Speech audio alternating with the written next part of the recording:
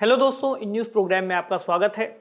जैसा कि आप सब जानते हैं कि कोरोना वायरस के जो मामले हैं वे लगातार तेज़ी से बढ़ रहे हैं और कल के सेशन में हमने कोविड-19 का जो नया वेरिएंट है ओमिक्रॉन, इसके इकोनॉमी पर आने वाले जो इम्पैक्ट है उस पर चर्चा भी की थी। तो आर्थिक इम्पैक्ट क्या इसके हो सकते हैं, इस पर बातचीत हमने कल करी थी। ऐसे में आज के इस सेशन में हम यहाँ पर डिस्कस करेंगे कि ओमिक्रॉन जो इस वक्त बहुत तेज़ी से बढ़ रहा है, इसके पिछले जो डेल्टा वेरिएंट था उसकी तुलना में इसे बहुत ज़्यादा संक्रामक माना जा रहा है। ऐसे में जो मामले बढ़ रहे हैं उसके चलते क्या चिंताएं हैं भारत के सामने, पूरे विश्व के सामने, किन देशों में संक्रमण की क्या स्थितियां हैं, और साथ ही एक और बात जो जानना जरूरी है कि जिसको हम तीसरी लहर अब तक मानते चले आ रहे थे कोविड की, और पिछले साल ही ऐसी बातें कही गई थी कि दूसरी लहर के बाद तीसरी लहर भी आएगी, और लगभग एक साल का समय पूरा हो चुका है जब एक नया डोमिनेंट वेरिएंट के रूप में ओमिक्रॉन इस वक्त हमें दिख रहा है। हालांकि डेल्टा वेरिएंट की तुलना में अभी यह कितना खतरनाक होगा या फिर इससे कितनी कैजुअलिटीज हो सकती हैं, कितनी मौतें हो सकती हैं, इसके बारे में आंकड़े अभी स्पष्ट नहीं है, इस पर शोध चल रही है। लेकिन फिर भी हमारे लिए जानना जरूरी होगा कि इस वक्त देशों ने क्या तैयारियां कर रखी हैं इससे निपटने के लिए, और आने वाले समय में क्या चिंताएं और क्या इसको लेकर के भविष्यवाणियां कही गई हैं विशेषज्ञों के द्वारा, क्या उन्होंने आगे के लिए एक आशा जताई है। तो आज के इस डिस्कशन में हम बात कर लेंगे। जो टॉपिक है वह है ओमिक्रॉन, बढ़ती चिंताएं और तैयारियां।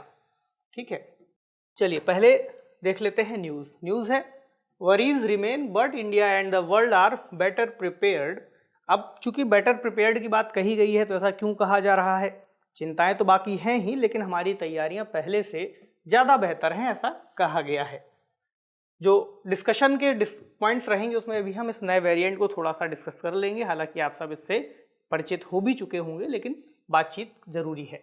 उसके बाद भारत की क्या स्थिति है, विश्व में क्या तैयारियां चल रही हैं, इसको लेकर क्या चुनौतियां हैं, और हम एक निष्कर्ष को देखेंगे। ये निष्कर्ष क्या क्या निकाले गए हैं इसको लेकर के, और एक सवाल रहेगा। हालांकि कोविड की दूसरी लहर का जो प्रभाव रहा वह अब तक बहुत ज़्यादा खतरनाक माना गया, और पूरे विश्व के लिए वह प्रभाव बहुत ज़्यादा खतरनाक था, खासकर डेल्टा वेरिएंट को लेकर। तो नया वेरिएंट कितनी चिंता लेकर के आएगा, इस पर बात करते हैं। और यह जो टॉपिक है जीएस पेपर 2 पॉलिसीज से रिलेटेड और जीएस पेपर 3 से भी डायरेक्टली जुड़ता है। बात करें नए वेरिएंट की, जिसे ओमिक्रॉन कहा गया है, और WHO ने इसे 5th वेरिएंट ऑफ कंसर्न घोषित किया था 26 नवंबर को। और दक्षिण अफ्रीका में इसके मामले जब बढ़ते हुए दिखे तो दक्षिण अफ्रीका में जांच करने के बाद पता चला कि एक नया वेरिएंट, यानी वेरिएंट का मतलब आप सब जैसा जानते ही हैं कि कोई भी कोविड-19 का अगर वायरस है उसकी पहचान की गई है उसके खास जो भी उसके आनुवंशिक लक्षण है उसके आधार पर। तो जब उन आनुवंशिक लक्षणों में बदलाव होता है और वह बदलाव इस स्तर तक हो जाए कि हम उस जो बदलाव हैं, बदलावों के आधार पर उस नए वायरस की एक अलग प्रक्रिया को समझ सके या फिर उसको एक अलग रूप में पहचान सके, तब हम उसको एक नया वेरिएंट नाम दे देते हैं।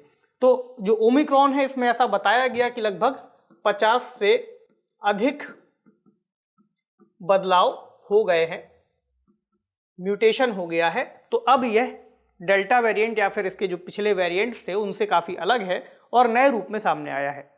तो जैसा कि WHO के जरिए इनको एक नामकरण दिया जाता है, वैज्ञानिक नाम, उसमें इसका नाम है B.1.1.529 वेरिएंट, इसको नाम दिया गया है, और एक सामान्य आधार पर इसको ओमिक्रॉन कहा जाता है ताकि सभी देश इसे समझ सकें। भारत की स्थिति यह है कि इस वक्त लगभग 21 राज्यों में इसके मामले देखने को मिल रहे हैं, और सबसे ज़्यादा मामले दिल्ली, महाराष्ट्र, गुजरात और केरल जैसे राज्यों में देखने को मिले। यानी कि अब तक लगभग 781 मामले सामने आ चुके हैं और लगातार बढ़ते जा रहे होंगे। और दिल्ली में इसके सबसे ज़्यादा केस दर्ज किए गए। दिल्ली में इसके पहले 238 ओमिक्रॉन से रिलेटेड मामले दर्ज किए गए थे, और महाराष्ट्र में भी लगातार बढ़ रहा है यही आंकड़ा, गुजरात में भी बढ़ रहा है, केरल में भी बढ़ रहा है। इसके अलावा और भी बहुत सारे राज्य हैं जिसमें मामले सामने आ रहे हैं। अगर एक चार्ट में हम देखें तो अगर हम मई से बात करें तो मई 2020 से जब केसेस बढ़ने शुरू हुए थे तो सितंबर 2020 तक इसमें ठीक ठाक उछाल आ गया था। लेकिन जब दूसरी लहर का प्रकोप हमने देखा तब मई 2021 में जाकर केस सबसे ज़्यादा देखने को मिले। उसके बाद से हमारे द्वारा कई सारे तरीके और प्रक्रियाओं को अपनाए जाने के बाद, लॉकडाउन्स को अपनाए जाने के बाद, वैक्सीनेशन प्रोग्राम को अपनाए जाने के बाद, बड़ी जनसंख्या के प्रभावित होकर ठीक हो जाने के बाद इन मामलों में धीरे धीरे हमें गिरावट देखने को मिलती रही और अब जाकर के फिर से जब तीसरी लहर की संभावना बन रही है और अब फिर से केसेस बढ़ना शुरू हो गए हैं। तो ये इस वेरिएंट के इम्पैक्ट है। अब बात करें कि भारत की इस वक्त क्या स्थिति है, तो भारत में ऐसा अनुमान लगाया गया था या फिर ऐसी उम्मीद की जा रही थी कि इस साल के अंत तक खत्म होते होते दिसंबर लगभग हम पूरी जनसंख्या को वैक्सीनेटेड कर देंगे, वैक्सीन्स लगा देंगे। लेकिन यह जो पूरी संकल्पना थी यह किसी भी कारणों से पूरी नहीं हो पाई और अभी भी लगभग काफ़ी बड़ी जनसंख्या टीकाकरण से दूर है। फुली वैक्सीनेटेड भी कहें या फिर लगभग 90 से 95% लोग को पहली डोज मिल चुकी है और लगभग 60% से ऊपर जो लोग हैं वो फुली वैक्सीनेटेड हो चुके हैं। तो ये एक डेटा से हमें पता चल पा रहा है कि कहाँ तक हम पहुँचे हैं। लेकिन हम ये जरूर कह सकते हैं कि भारत में 143 करोड़ से अधिक टीके लगाए जा चुके हैं। हालांकि हम ये जरूर कह सकते हैं कि रिकवरी रेट जो भारत का है वह फिलहाल 98.40 के आसपास है और जो भी लोग इससे संक्रमित हो रहे हैं उसमें वे वापस से ठीक भी होते जा रहे हैं, यानी जो मृत्यु दर है वह कम बनी है। इसके अलावा भारत ने इस वक्त जो तैयारियां हैं उनके आधार पर कई वैक्सीन्स को भी मंजूरी देने की प्रक्रिया शुरू कर दी है, जिसमें अभी हम देख सकते हैं कि सीरम इंस्टीट्यूट ऑफ इंडिया जो भारत में इसका निर्माण कर रहा है उनकी बनाई हुई एक वैक्सीन कोवोवैक्स और बायोलॉजिकल ई की कार्बीवैक्स को मंजूरी दी गई है। जो कार्बीवैक्स है उसको बूस्टर शॉट्स के रूप में उसके ट्रायल्स शुरू हो चुके हैं और ये जो मंजूरी है ये आपात स्थिति में इसके सीमित उपयोग के लिए दी गई है। इसके अलावा और भी 7-8 वैक्सीन्स हैं जिनको मंजूरी दिए जाने की प्रक्रिया अभी चल रही है और आगे हम उसमें देखेंगे। इसके अलावा ये भी कहा गया है कि 3 जनवरी से 15 से 18 साल के बच्चों का टीकाकरण की जो प्रक्रिया है उसको शुरू किए जाने की बात है। इसके अलावा जो बूस्टर शॉट्स हैं वो फ्रंटलाइन कोविड वर्कर्स जो भी हैं उनको दिया जाना है और आने वाले समय में जो 60 वर्ष से अधिक उम्र के लोग हैं जिनको इसका ज़्यादा खतरा हो सकता है उनको भी बूस्टर शॉट्स दिए जा सकते हैं। अब एक और जो प्रक्रिया राज्यों द्वारा पहले भी अपनाई गई थी, हमने देखा भी, वे थे लॉकडाउन्स या फिर हम ऐसे क्षेत्रों को रिस्ट्रिक्ट करें, प्रतिबंधित करें जहां पर ज़्यादा जनसंख्या या फिर ज़्यादा मामलों में लोग उपस्थित हो सकते हैं, जैसे मॉल्स हैं, रेस्टोरेंट्स हैं, जिम्स हैं, स्पा हैं। तो ऐसी कुछ चीज़ों पर प्रतिबंध लगाए गए हैं सरकार के द्वारा और आवश्यकता पड़ने पर लॉकडाउन्स की भी संभावनाएं बन सकती हैं और कहीं कहीं पर ऐसे रिस्ट्रिक्शंस लगने और दिखने शुरू हो गए हैं। इसके अलावा एक और ओरल एंटीवायरल दवा को भी मंजूरी दी गई है जिसका नाम है मोलनूपिराविर, जहाँ पर उसका नाम दिया हुआ है। तो इस दवा को कहा गया है कि यह पहली ओरल एंटीवायरल दवा है, यानी एक गोली के रूप में इसका उपयोग किया जाएगा। इसको टैबलेट के रूप में भी खा सकते हैं, कैप्सूल भी इसके बनाए जा सकते हैं, जैसा भी होगा देखेंगे। SARS-CoV-2 वायरस के जेनेटिक कोड पर इसका इम्पैक्ट देखने को मिलेगा, यानी ये जो उसका जेनेटिक मटेरियल है उसमें एरर्स बना देगा, यानी उसको और त्रुटिपूर्ण कर देगा, उसको खराब कर देगा। इससे क्या होगा, इससे ये पता चलेगा कि आने वाले समय में कोविड-19 का जो वायरस है वो अपने आप को रेप्लिकेट कर लेता है, अपनी और प्रतिलिपियां बना लेता है, तो वह ऐसा कर पाने में संभव नहीं हो पाएगा। तो वायरस लोड जो किसी व्यक्ति के शरीर में उसकी प्रतिलिपियां बनने से या उसके रेप्लिकेट होने से बनते हैं, तो वायरस लोड इतना नहीं हो पाएगा। और इस गोली के लिए ये भी कहा गया है कि ये हल्के से मध्यम कोविड-19 से जो भी संबंधित मामले होंगे उनका उपचार करने में कारगर होगी। हालांकि अभी इसकी शुरुआत हुई है, ऐसे में ये कितनी लाभकारी होगी ये देखना बाकी है। हालांकि यूके और अमेरिका जैसे देशों में पहले ही इसके ट्रायल्स किए जा चुके हैं। इस कंपनी को जो बनाया है वह है यूएस बेस्ड, यूएस आधारित कंपनी है रिजबैक बायोथेरेप्यूटिक्स प्लस मेर्क कंपनी ने, इन दोनों ने मिलकर इसे बनाया। भारत में भी इसकी शुरुआत कर दी गई है। तो विश्व में क्या तैयारियां चल रही हैं, देखिए कोरोना वायरस के लेकर जो वैश्विक अपडेट है उसमें बताया गया है कि लगभग 57 देशों में ये मामले कोविड-19 के बढ़ रहे हैं, खासतौर से ओमिक्रॉन जैसे वेरिएंट्स को लेकर के। तो WHO की रिपोर्ट्स बता रही हैं। इसके अलावा ब्रिटेन, साउथ अफ्रीका और डेनमार्क में जो संक्रमण की दर है वो सबसे ज़्यादा देखने को मिली और ब्रिटेन में अब तक 40 डेथ्स रिकॉर्ड की जा चुकी हैं और उन्होंने आंकड़े ऐसे स्पष्ट कर दिए हैं। यूके में भी अभी हमने बात की ना कि मोलनूपिराविर को मंजूरी दे दी थी, तो यूके पहला देश था जिसने इसको मंजूरी दी थी। ऐसे ही कुछ ट्रायल्स यूएस में भी किए गए, तो यूएस में भी ऐसे जो भी है ऐसी दवा उसको मंजूरी दिए जाने की बात चल रही है। साउथ अफ्रीका ने भी बहुत ज़्यादा मेजर्स अपनाए हैं, क्योंकि जो ओमिक्रॉन था उसका संक्रमण वहाँ पर ही सबसे पहले पता चला था। दक्षिण अफ्रीका में इसकी जिसने पहचान की थी, उन्होंने भी इसके संक्रमण को लेकर के कई सारी बातें बताई हैं। तो लॉकडाउन्स की प्रक्रिया दक्षिण अफ्रीका में शुरू हो चुकी है और भी जो भी देश हैं वे इन सभी गतिविधियों का पालन कर रहे हैं।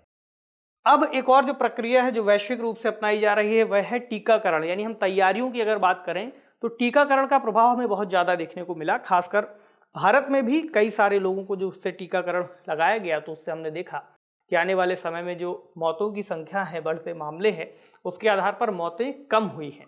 अभी भी जो मौतें रिकॉर्ड की गई हैं, तो ऐसा बताया गया है कि लगभग वो लोग थे जिनको टीकाकरण पूर्ण रूप से नहीं हुआ था, या फिर ऐसे वो लोग थे जिनको केवल एक ही डोज मिली थी। हालांकि इसके कुछ और भी कारण हो सकते हैं कि उनकी जो मृत्यु हुई, क्या वो ओमिक्रॉन से ही हुई या फिर किसी अन्य वजहों से भी हो सकती थी। बूस्टर डोज की भी बात की जा रही है कि बूस्टर डोज दी जाएगी, क्योंकि डेल्टा वेरिएंट्स और उसके जैसे और जो वेरिएंट्स थे उनको ध्यान में रखकर, यानी शुरुआती वेरिएंट्स को ध्यान में रखकर जो भी वैक्सीन थी वे बनाई गई थी। अब जब इसमें म्यूटेशन हो गया है तो इस बात का स्पष्टीकरण नहीं है, या फिर इस बात का जो पता भी चला है उससे ये पता चला है कि वैक्सीन्स बहुत ज़्यादा प्रभावी नहीं हो पा रही नए वेरिएंट्स के लिए। इसके अलावा जो नया वेरिएंट है उसमें एक और बात देखी गई है कि उसका एक म्यूटेशन जो उसमें परिवर्तन हुआ है, उससे उसको एक खासियत जो मिली है वो ये है कि वह मानव के प्रतिरक्षा तंत्र की भी पकड़ में नहीं आ पाता। ऐसे में इसका जो संक्रमण है और ज़्यादा खतरनाक दिखाई पड़ रहा है। इसके अलावा चिकित्सा को प्राथमिकताएं दिए जाने की बात भी कही जा रही है, यानी 2022 में कोविड के जो पेशेंट होंगे उनको प्राथमिक रूप से चिकित्सा सुविधाएं दी जानी है।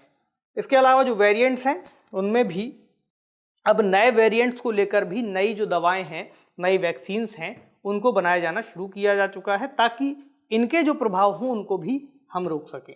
तैयारियों के अंतर्गत ये सभी बातें हैं। अब बात करें चुनौतियां क्या हैं हमारे सामने, तो चूंकि वायरस बहुत ज़्यादा संक्रामक है और इससे आने वाले समय में कितना ज़्यादा हमें नुकसान होगा इसके बारे में अभी स्पष्टता नहीं है।